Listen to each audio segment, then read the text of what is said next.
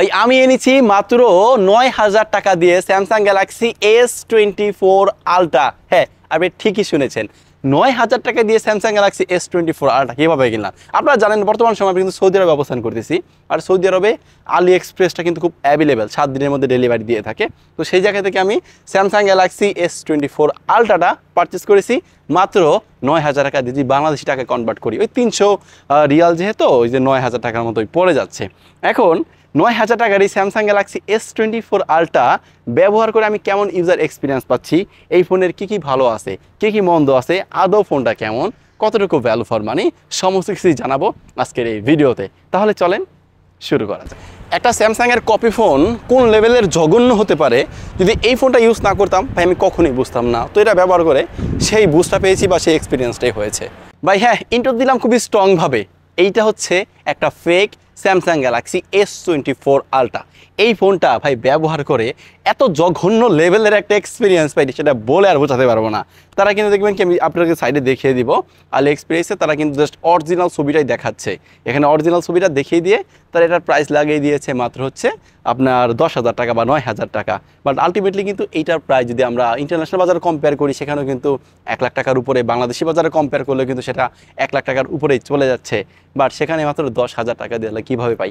এখন আমি ভাবছিলাম যে এইটা যেহেতু আপনার 10,000 টাকায় সেল করতেছে, অবশ্যই S24 আলট্রার অনেকটাই কাছাকাছি থাকবে। তবে বাট বস, এইটার যা এক্সপিরিয়েন্স বা এইটার যে লুকস ডিজাইন, কোনো দিক থেকে এইটা স্যামসাং গ্যালাক্সি S24 আলট্রা না, সম্পূর্ণ ফেক একটা ফোন। এক্সপিরিয়েন্স বেশ খারাপ লেভেল, একদম বাট খারা লাগে, হাতে ধরলে বেশ অন্যরকম একটা চিপ, সবচেয়ে সস্তা লেভেলের একটা ফিলিংস পাওয়া যায়। তবে তার মধ্যে এটার ইউআইটা যে স্যামসাংয়ের ইউআইটাই তারা দিছে। বাট ভাই এটার ডিসপ্লের এক্সপিরিয়েন্স, আমি এত জঘন্য লেভেলের display I have never seen in my whole life, এই কথা আমি বলবো। কারণ এইটা প্রপার সানলাইটে দেখতে একদম জঘন্য লেভেলের এক্সপিরিয়েন্স পাওয়া যায়, দেখাই যায় না, একদম সানলাইটে এটা দেখাই যাচ্ছিল না। আর যদি এটার চিন বেজেলের কথা বলি, নিচের দিকের এই যে আপনার বেজেলগুলো এত বড়, আমি মনে হয় না কখনো আমি দেখছি এত বড় বেজেলগুলো তারা এখানে দিছে। আপনাদের স্ক্রিনে অবশ্যই দেখাবো। তবে ব্যাক পাশে আপনি ঘোরালে দেখতে পারবেন, এখানে কিন্তু যা স্যামসাংয়ের যেই আইকনিক ডিজাইন অনুযায়ী তাদের ফ্ল্যাগশিপ লেভেলের ওইখানে ক্যামেরার মডিউলটা সাজিয়েছে, এখানে 5টা সেন্সরের তারা বসিয়ে দিয়েছে। তবে এখানে শুধুমাত্র কার্যকরীও না, এখানে অকার্যকরী সেন্সর মাত্র শুধুমাত্র একটা, যেটা আমার মনে হয় সর্বোচ্চ 2 থেকে 3 মেগাপিক্সেল হবে। কারণ ছবি যা তুলেছি আমরা, এটার এক্সপিরিয়েন্স এতটাই জঘন্য ছিল, আপনাদেরকে দেখানোর মতো ছিল না। আর এটার মেইন ক্যামেরা দিয়ে একটাই যেহেতু ক্যামেরা, এখানে আপনি 720p-তে ভিডিও রেকর্ড করতে পারবেন না, পিক্সেলে ভিডিও করতে পারবেন। আর ভিডিও এটা কোনোভাবেই ব্যবহার করার মতো ছিল না। কীভাবে সামনে আমার মনে হয় 2 মেগাপিক্সেলের সেলফিটাই ব্যবহার করা হয়েছে, যেটা কোনোভাবেই ব্যবহার করার মতো কোনো উপযুক্ত ছিল না।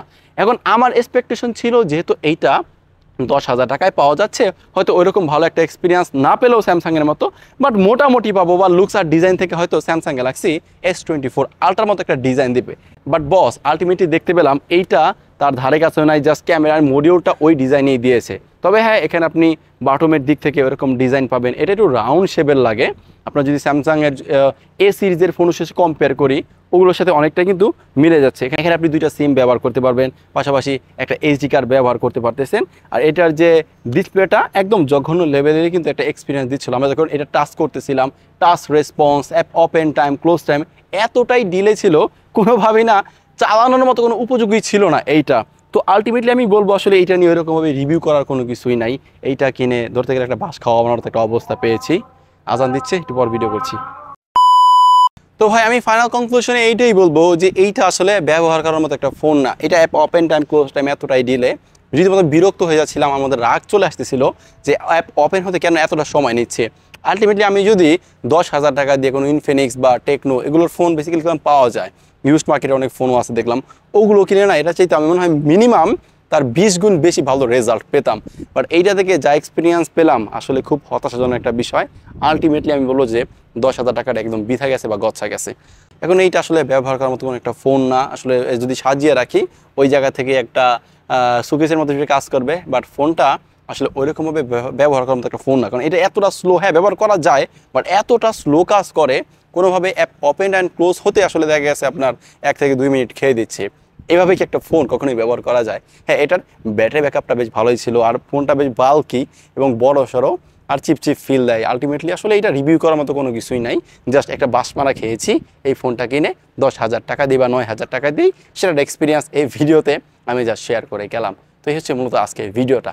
তো আজকে ভিডিও এই পর্যন্তই। যদি ভালো লাগে অবশ্যই লাইক করে দেন। আর হ্যাঁ, সৌদি আরবে ফোনের দাম কেমন বা কী কী থাকছে, আর সৌদি আরবে মোবাইল মার্কেটটা কেমন, এটা আমি নেক্সট ভিডিওতে আপনাদেরকে দেখানোর চেষ্টা করে থাকবো। সো ভালো থাকবেন, সুস্থ থাকবেন, আল্লাহ হাফেজ।